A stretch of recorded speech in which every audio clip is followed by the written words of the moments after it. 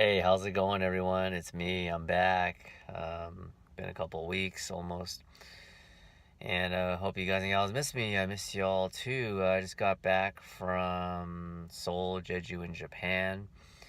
Flew in and got back into SFO a couple hours ago. Just got lunch, and sincere apologies if I'm a little bit scruffy and my words are a little bit slurred because with the time change, it's about 6:30 a.m. Um, time over there, and I woke up at 7, so I've been up for almost 24 hours. So I'm pretty tired, but I'm gonna try to plow through it and not sleep until a little bit later so I can get back on the normal sleeping patterns of America. Anyway, overall, the trip was really fun. It was awesome. Start off with Seoul. Um, Stayed at a Airbnb and met up with my first family member, my uncle, who I hadn't seen since I was 9 years old. I'm 37 right now. That was awesome. We also hit up the various night markets where they sell various street foods, shopping. I didn't do too much shopping, but just to explore. The area was awesome. And after that, we headed off to Jeju Island, which is a hour flight from Seoul. It's just a small island. It's just kind of like a Korean version of Hawaii, I guess you can put it that way. And I stayed with my youngest aunt. My mom is one of 9 children. She's the oldest, so they call her number one because there's so many of them. And I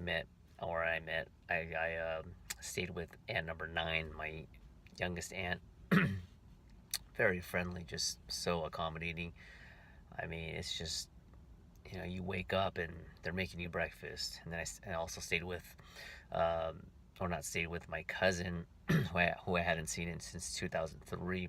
He's about 5 years younger than me. He actually lived in the United States with us for 4 years before departing back to Korea and graduating high school in 2003. And that was good because he can speak fluent English, and my Korean is very iffy at best. I can understand, but the verbs and the nouns get all thrown around here and there. So having a fluent speaker was awesome, and he was just so hospitable, and they took us everywhere. I mean, on the island you can't do as much in terms of the city life because it's a relaxing area, but I kind of like that change of pace because in Seoul it's a little bit more fast paced, and then I got that little 2 or 3 day break in the islands, and got to just relax. We got some massages. We did like go kart racing. So it's kind of a blur. We just did so much. He took me out to the. Also, they had some markets.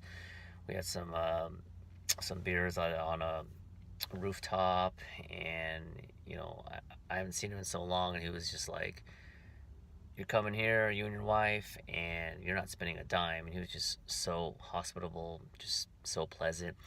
And the people on the island, it was just like when he said that everyone knew everyone on the island, it was true. It's such a weird feeling, but it's a feeling that I'm not used to, and it's totally true. He would take us to these restaurants, and he would like talk with them, and he knew them. He's like, "Oh, my friend over here, and I know this guy." And what they do is they just kind of do favors for each other because my cousin works at a family restaurant.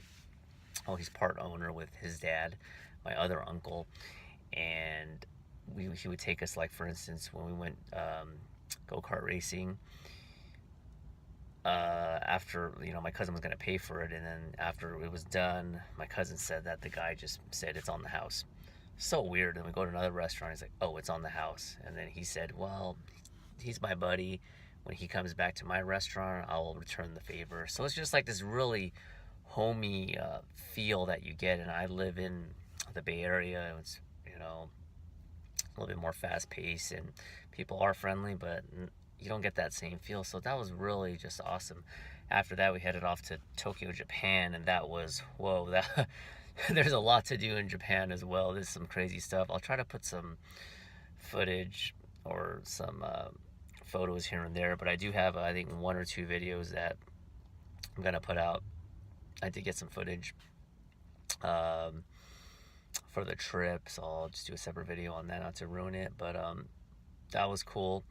The one thing I noticed with Japan is that very fast paced, very nice people, just like Korea, but they're really organized on their lines. I mean, we took the subway quite a bit, the transit or whatever you call it, and they're all about the single file lines. I mean, and it's quiet. You go into the subway, and they tell you uh, don't talk on the cell phone, keep it down, and it's also a very very clean, which I like. Me being a sanitary 103, being clean, right? A little bit of a clean freak, a little bit very clean. The ironic thing about Japan is that there's not many garbage cans anywhere. You can't find any garbage cans.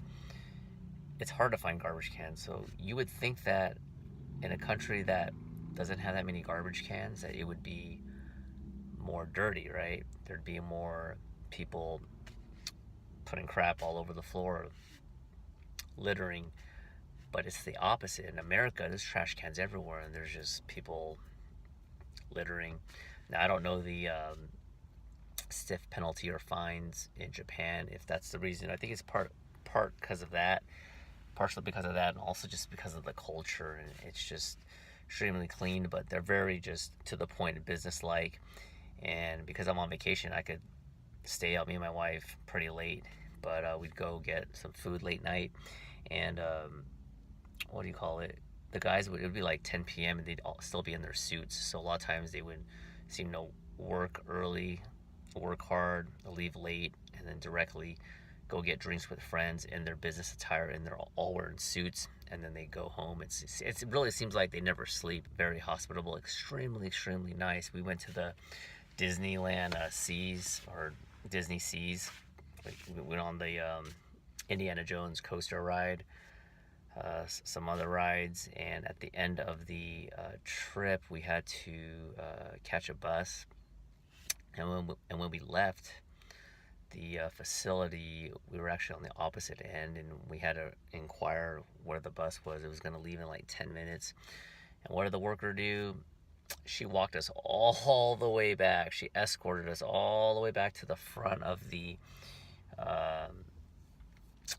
amusement park. And then even that, I kind of saw where I needed to go, and she kept walking, and I said, I think I got it.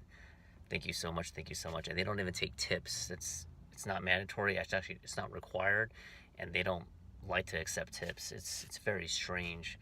So hospitable. Can't say the same thing with America all the time. I'm not trying to tap on America, me being an American citizen, but you just notice these cultural differences, and you notice it even more when you are away from your own country, America. Anyways, that is it. Thank you so much. I'm sorry I keep looking back. I just think I saw something. And I'm just gonna relax, get back in the routine. The food was good, but I'm glad to get some more variety. When I was in Korea, I had some stomach issues with because like it's just too much spicy food, and it kind of hurt a little bit. And in Japan, it hurt a little bit, but I'm all good. That's about it for this video. Thanks once again. Thanks for watching. I'll catch you in the next video. Bye.